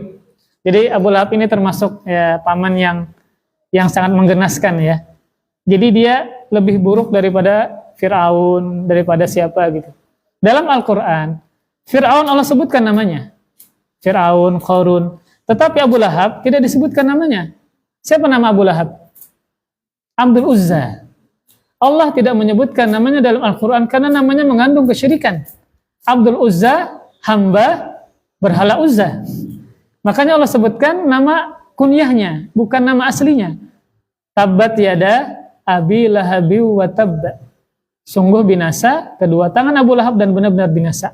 Allah sebutkan kunyahnya bukan nama aslinya. Kenapa? Karena nama aslinya mengandung kesyirikan, Abdul Uzza. Ini beda dengan Qarun, Fir'aun disebutkan namanya. Kemudian juga Abu Lahab ini diantara yang menggenaskan tentang dirinya adalah dia masih hidup tapi sudah Allah vonis masuk neraka. Padahal kan kalau dia masih hidup memungkinkan dia dapat hidayah. Tapi karena dia sangat buruk, ya, kepada Nabi SAW bersama dibantu dengan oleh istrinya, ya. Istrinya kan dia akan disiksa dengan kalung yang akan membakar lehernya. Oh, karena bahari ketika dia hidup, dia punya kalung, yang mana kalung ini dia jual untuk memprovokasi Nabi SAW. Atau dia punya kalung, dia ikat untuk mengikat kayu bakar, yang kayu bakar ini punya duri yang dia tebarkan di jalan yang Nabi lewati di malam hari. Subhanallah. Akhirnya Abu Lahab dan istrinya divonis masuk neraka padahal keduanya masih hidup. Kan memungkinkan dia dapat hidayah. Ini menunjukkan tentang benarnya firman Allah Subhanahu wa taala, dia divonis masuk neraka selamanya dia tetap dalam keadaan kafir. Ini siapa? Abu Lahab. Dan mereka rata-rata tidak beriman dengan adanya hari kebangkitan. Abu Lahab pun juga mengatakan demikian. Makanya dia mengatakan ketika Allah menurunkan firman-Nya, Tabat yada abi lahabi wa tabba ma agna anhu maluhu wa ma kasab. Allah Subhanahu wa taala mengatakan ma agna anhu maluhu wa ma kasab. Tidak bermanfaat apa yang tidak bermanfaat untuknya, hartanya dan anak-anaknya. Tidak bermanfaat untuknya, hartanya dan anak-anaknya. Allah menurunkan ini ketika Abu Lahab mengatakan pada hari kiamat, kalaupun aku disiksa, aku akan menebusnya dengan harta dan anak-anakku. Maka Allah membantah dia dengan bahwasanya Abu Lahab, hartanya dan anak-anaknya tidak akan bermanfaat untuknya. Kenapa? Karena dia mati dalam keadaan kafir. Jadi harta yang dia infakkan atau anak-anak yang ternyata dia beriman. Jadi Abu Lahab ini punya banyak anak, satu yang kafir. Sisanya disebutkan oleh kebanyakan ahli sejarah, mereka beriman setelah penaklukan kota Mekah. Ada namanya Izzah, ada namanya Khalid kalau nggak salah. Jadi ada beberapa anak yang beriman, yang kafir cuma satu, Utbah namanya. Sisanya dia beriman. Maka ketika dia mengingkari adanya hari kebangkitan, kalaupun ada kata dia, aku akan menebus dengan harta dan anakku. Kemudian Allah bantah bahwa Abu Lahab tidak akan masuk neraka dan tidak bermanfaat harta dan anak-anaknya. Dan mereka mengingkari adanya hari kebangkitan. Kemudian sampai jam sudahlah, ya. Kemudian sedikit ulun ingin menjelaskan tentang 10 hari pertama bulan Dzulhijjah, ya. Jadi ini adalah hari keberapa Pak? Tanggal 5 Dzulhijjah. Maka dalam sebuah hadis Nabi Shallallahu Alaihi Wasallam ini sebagai penyemangat untuk kita, motivasi dari Nabi Shallallahu Alaihi Wasallam. Jadi Nabi ketika sudah berada di 10 hari pertama bulan Dzulhijjah, maka Nabi Shallallahu Alaihi Wasallam memotivasi para sahabatnya dengan mengatakan bahwasanya tidak min ayyam al-amal salih fiha ahabbu ilallah min hadhil ayyam, yakni al-asyra. Kemudian qalu walal jihadu fi sabilillah, qala walal jihadu fi sabilillah illa rajulun kharaja bi nafsihi wa malihi falam yarji' bidzalika bi syai'in. Kata Rasulullah sallallahu alaihi wasallam, tidak ada hari-hari yang amal soleh padanya lebih Allah cintai daripada hari-hari ini. Maksudnya adalah 10 hari pertama bulan Dzulhijjah. Jadi Nabi sallallahu alaihi wasallam mengatakan bahwa hari yang paling Allah cintai untuk beramal soleh adalah hari-hari sekarang, yaitu adalah 10 hari pertama bulan Dzulhijjah. Nah, ketika mendengar hadis ini, maka Nabi Shallallahu Alaihi Wasallam, maka para sahabat Nabi Shallallahu Alaihi Wasallam mereka bertanya, mereka bertanya dengan membandingkan amalan yang menurut mereka amalan yang terbaik, yaitu adalah berjihad di jalan Allah Subhanahu Wa Taala. Apakah berjihad lebih Allah cintai dibandingkan dengan beramal soleh pada 10 hari pertama bulan Dzulhijjah? Maka Nabi menjawab, dan tidak juga berjihad di jalan Allah Subhanahu Wa Taala.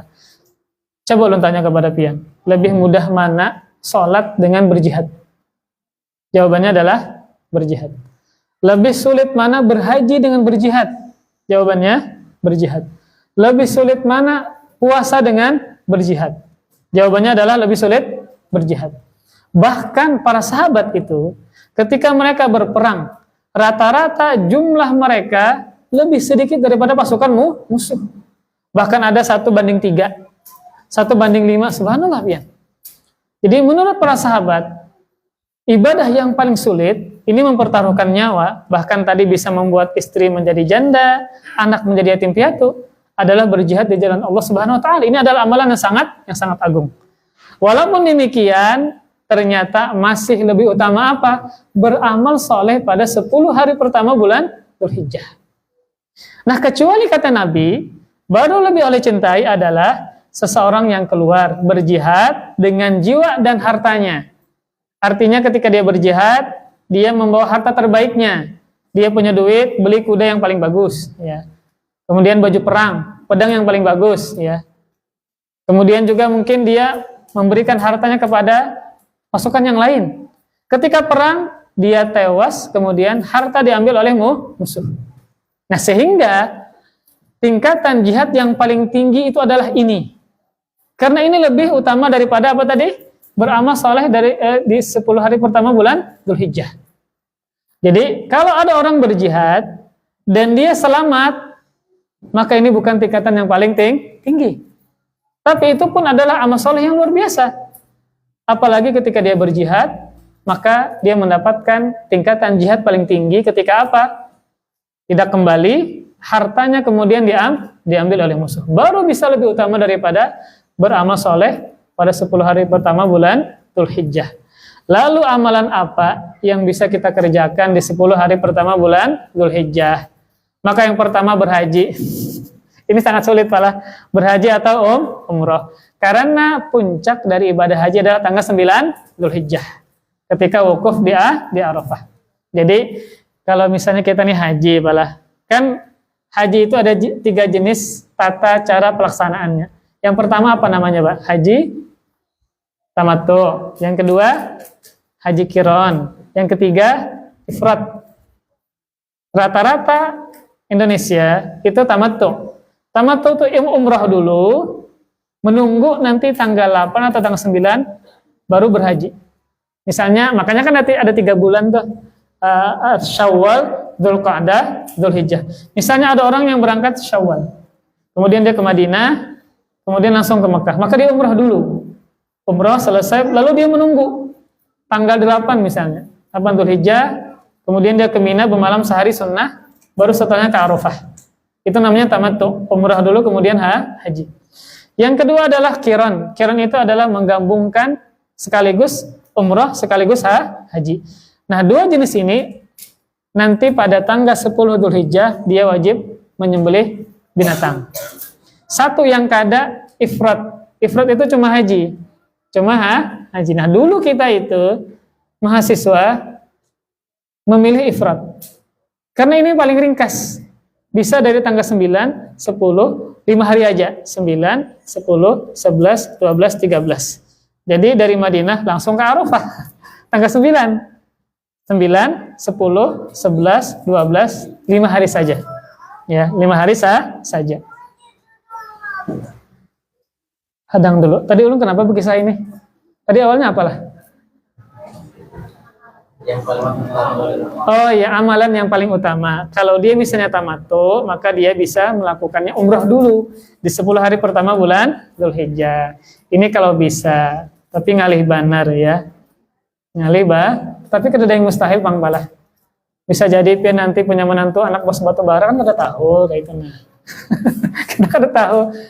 Tiba-tiba pian bahaji atau ada kawan pian, tetamu kawan lawas, nang bari sumak saliur lawan pian kan kada tahu. Jadi memang sulit Bang. Ya minimal umroh lah kalau bisa kan. Yang penting kita pernah di sana untuk mendapatkan keberkahan kepada dua tanah suci, Masjidil Haram kemudian Masjid Nabawi. Kemudian amalan selanjutnya kalau bisa juga, maka dengan berkurban pada tanggal 10 Dzulhijjahnya. Ini kan amalan-amalan sulit nih. Yang pertama adalah haji umrah, yang kedua adalah berkurban. Kalau bisa maka dengan berkurban. Terkadang beda-beda Bang. Suatu masjid lah, ada yang kawamura, ada yang memang tinggi duluan. Jadi mereka terkadang melihat kepada kurban yang paling kualitas, paling bagus, sehingga terkadang per orangnya agak lebih tinggi. Maka kalau seandainya pian sanggup yang paling murah, kenapa apa? Yang penting pian berkurban. Ya. Kemudian yang ketiga, ini kalau bisa juga maka dengan puasa sunnah. Dengan puasa sunnah ya. Dari tanggal 1 sampai tanggal 9. Ini kalau bisa. Karena apa Ibu? Puasa ini subhanallah, ini amalan yang luar biasa ya. Makanya di antara keutamaan bulan Ramadan adalah wajibnya puasa. Jadi wajibnya puasa itu menunjukkan itu adalah keutamaan untuk bulan Ramadan. Jadi kewajiban berpuasa adalah keutamaan untuk bulan Ramadan. Karena bulan Ramadan adalah bulan yang paling afdal, maka Allah memilih wajibnya berpuasa.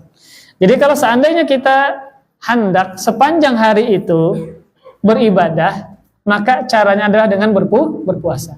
Ya karena ketika Nabi menyebutkan hadis ini, para ulama berkesimpulan bahwa 10 hari pertama bulan Dzulhijjah ini adalah siang atau hari yang terbaik sepanjang tahun.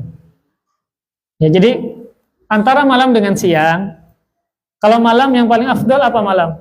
10 terakhir bulan Ramadan. Maka para ulama menyebutkan malam terbaik sepanjang tahun adalah itu. Tapi kalau siangnya dari terbit fajar sampai maghrib, maka siang yang paling afdal melebihi bulan Ramadan adalah 10 hari pertama bulan Dzulhijjah. Lalu bagaimana kita bisa beribadah sepanjang hari? Nah, maka dengan berpuasa. Ini kalau bisa. Maka tadi jarulan tadi minimal tanggal 9-nya jangan pian tinggalkan. Nah, karena 10 hari pertama bulan Dzulhijjah ini yang paling afdal yang mana? 1 sampai 10. Jawabannya adalah 9 Dzulhijjahnya. Hari Arafah. Yang mana dalam sebuah hadis Nabi menyebutkan hari yang paling banyak Allah membebaskan hambanya dari siksa api neraka adalah pada hari Arafah. Jadi banyak hamba Allah yang dibebaskan dari siksa api neraka itu pada hari Arafah. Sehingga dia adalah hari yang terbaik, maka harus dengan berpuasa. Nah, terkadang ada orang yang sulit berpuasa, contoh sidin garing, sidin sedatuha. Maka Nabi menyebutkan sebuah amalan. Ini sudah amalan yang paling kawa pian amalkan. Semuanya itu kawa. Yang masih kecil kah, yang sakit kah, yang tua kah, yang masih muda kah. Ketika Nabi menyebutkan dalam hadis riwayat Imam Ahmad, Nabi menyebutkan tidak ada hari yang paling agung di sisi Allah dan paling Allah cintai daripada 10 hari pertama bulan Dzulhijjah. Maka Nabi menyebutkan fadzkurullahu fiha bitahlil wat takbir wat tahmid atau qala sallallahu alaihi wasallam. Maka berzikirlah kepada Allah dengan bertahlil, bertakbir dan bertahmid. Ini amalan yang paling ringan. Kalau berhaji umroh kayaknya sulit banget tuh ulang-ulang. Kemudian kalau berkurban, mungkin kadang kala semuanya berkurban karena membutuhkan harta. Berpuasa juga, kadang kita begawi, kadang kita mengojek, bahkan mungkin ada yang jadi kuli bangunan, sehingga dia sulit untuk puasa sunnah. Maka tadi memperbanyak zikir. Karena berzikir kepada Allah termasuk amalan agung, dia ringan, tidak mengeluarkan tenaga dan tidak mengeluarkan duit. Makanya ada istilah takbir mutlak dengan takbir muqayyad. Takbir mutlak itu dikerjakan ketika sudah berada tanggal 1 Dzulhijjah sampai hari tasyrik, terakhir tasyrik. Apa takbir mutlak? Ya kapanpun pian, dimanapun, waktu kapanpun pian berzikir kepada Allah Subhanahu Wa Taala. Jadi pian mengucapkan Allahu Akbar, la ilaha, itu tidak hanya ketika pas menyembelih saja kadang. Tapi sekarang pun pian ketika bersepeda, mau onjon, main bola misalnya, atau pian berkendaraan, dalam mobil, baca zikir-zikir tadi. Makanya ketika masuk 10 hari pertama bulan Dzulhijjah, Abdullah bin Umar, Abu Hurairah ke pasar, sidin istilah. Ke pasar kada bertukar kada, menyaringi zikir Allah. Sehingga yang lain mendengar, sadar ini adalah hari yang mulia. Lalu yang lain pun ikut berzikir. Nah, jadi ini adalah amalan yang paling ringan. Banyak berzikir kepada Allah Subhanahu Wa Taala. Allah, kemudian dengan lafaz yang boleh bermacam-macam. Entah misalnya lafaz tauhid aja silahkan, atau Allah Akbar aja silahkan, atau Alhamdulillah aja silahkan ya.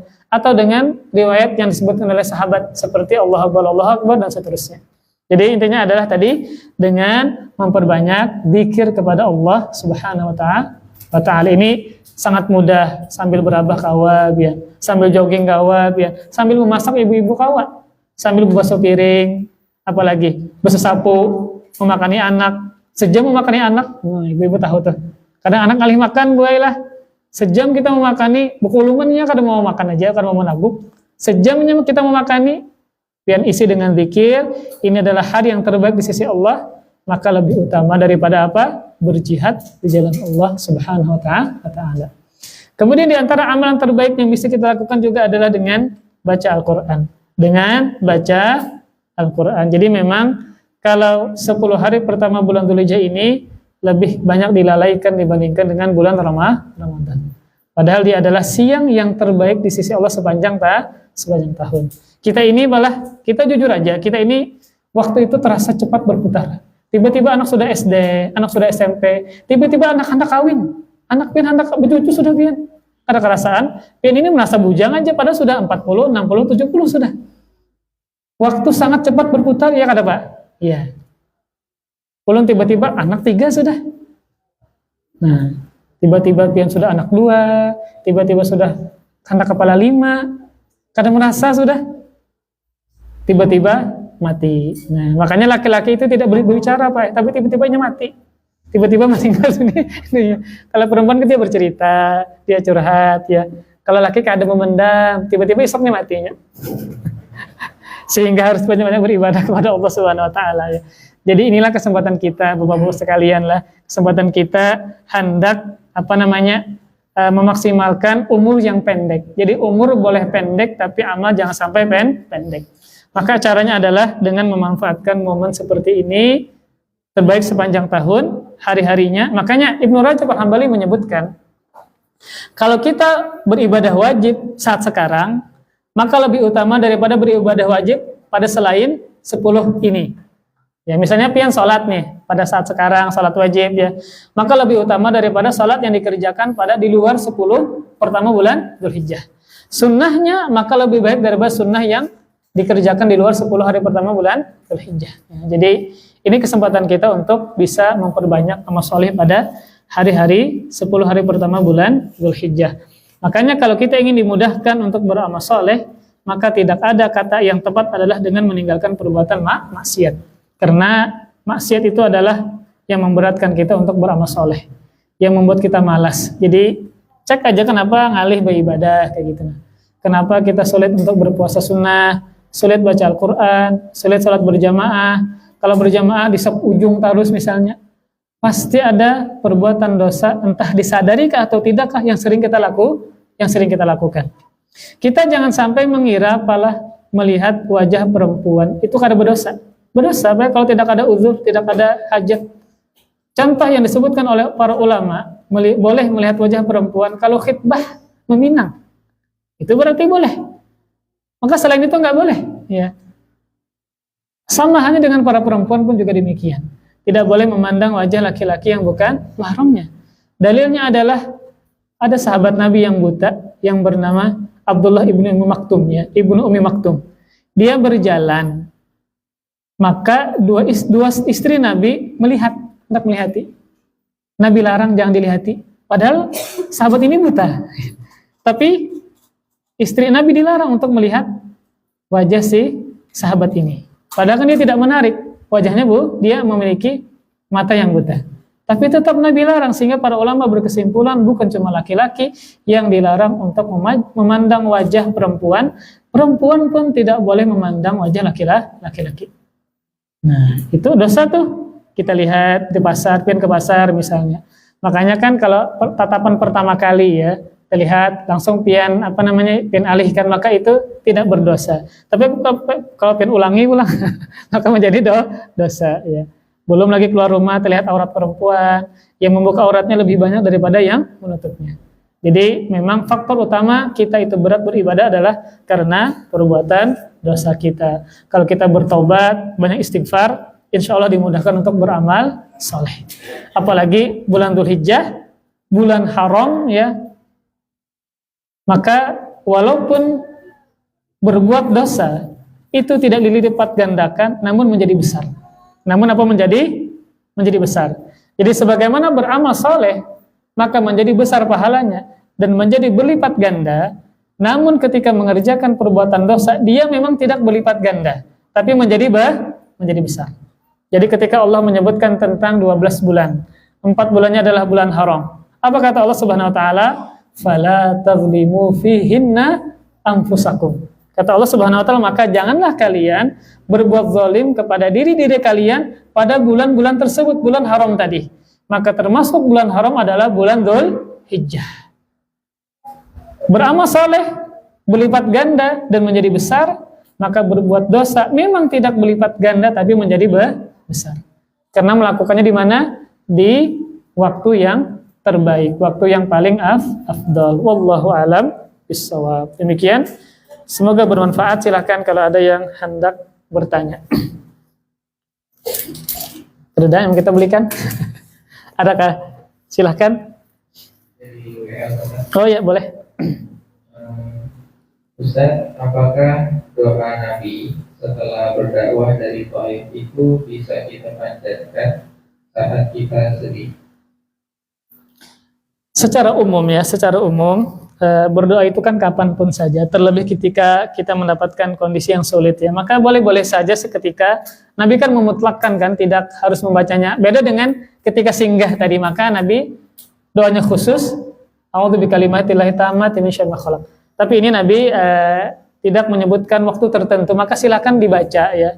Bahkan sebenarnya doa itu boleh kita panjatkan dengan bahasa Indonesia ketika tidak hafal teksnya atau kalimatnya. Boleh-boleh saja ketika ingin membaca yang dibaca oleh Nabi Shallallahu Alaihi Wasallam.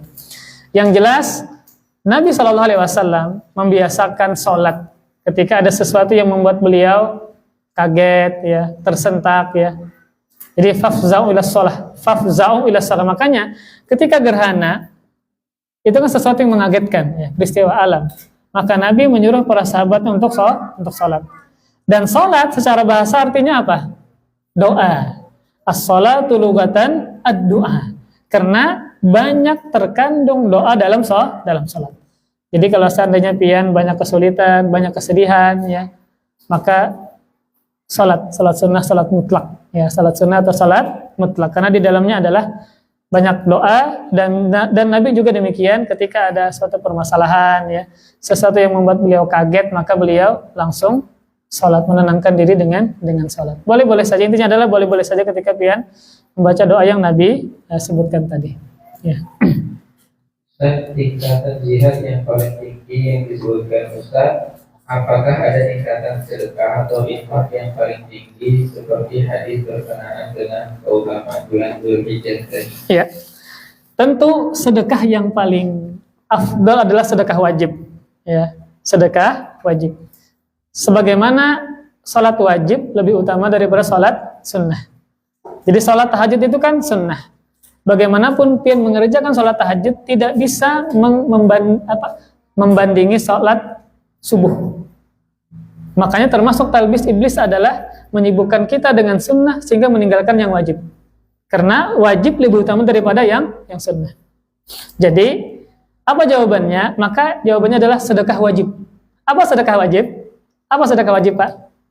Memberikan nafkah kepada istri anak. Itu yang paling utama bagi pian. Jadi jangan kira kita memberi makan anak bini setiap hari kada berpahala, baik, padahal itu lebih utama daripada pian mentraktir kawan pian. Jadi jangan sampai kebalik nih, lawan kawan loyal, lawan bini anak ada. Nah, itu kan kadang ya ada seperti itu ya. Lawan kawan berjalanan kemana-mana makan ini makan itu, bini di rumah entar udah ada aja.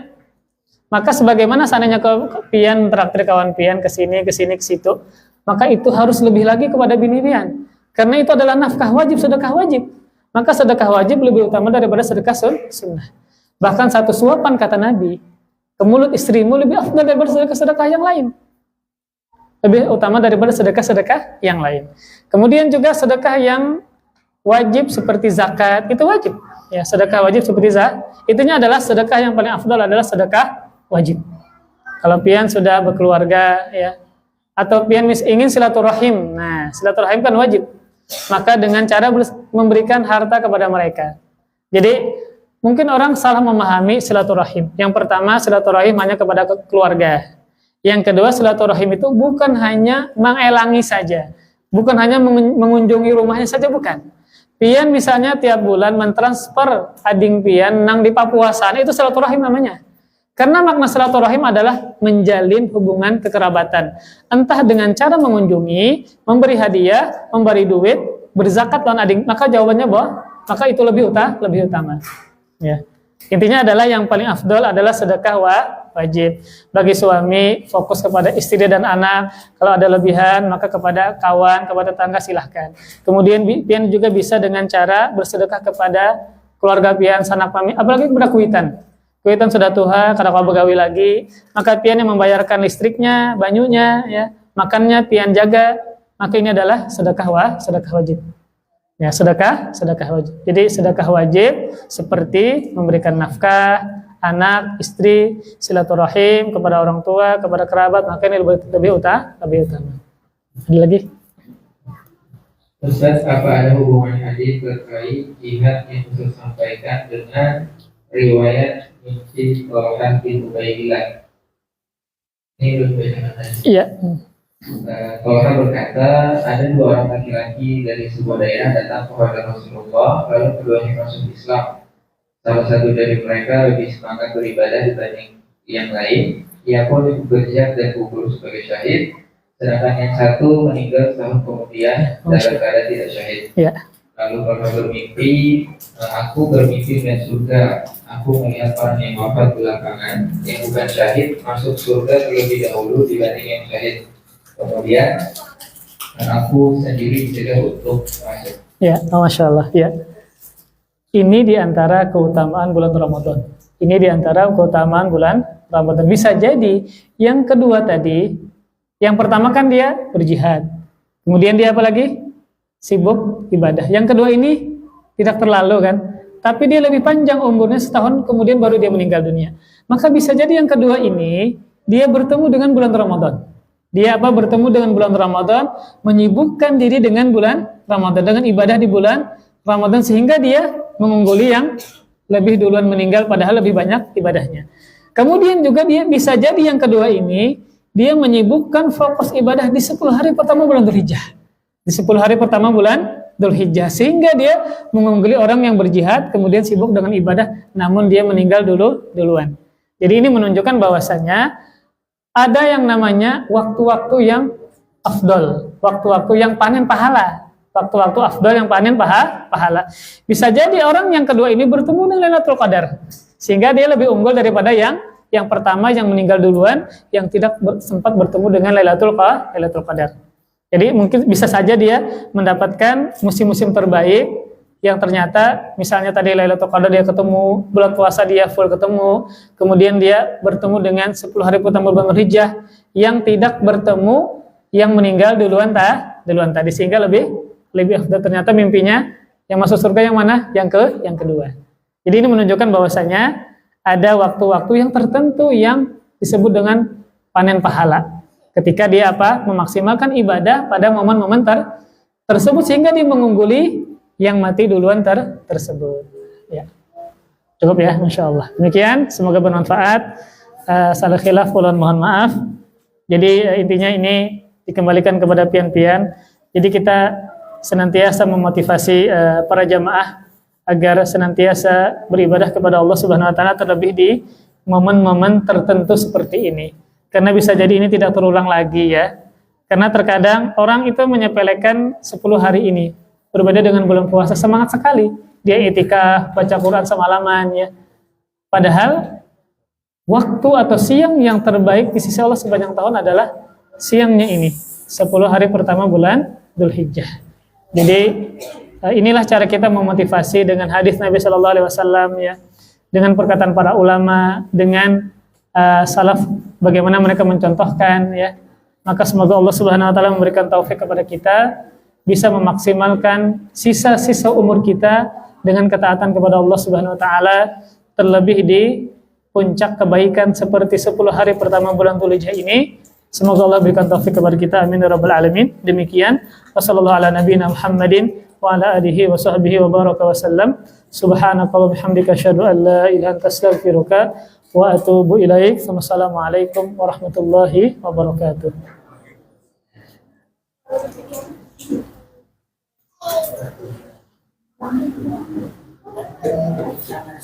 Thank you.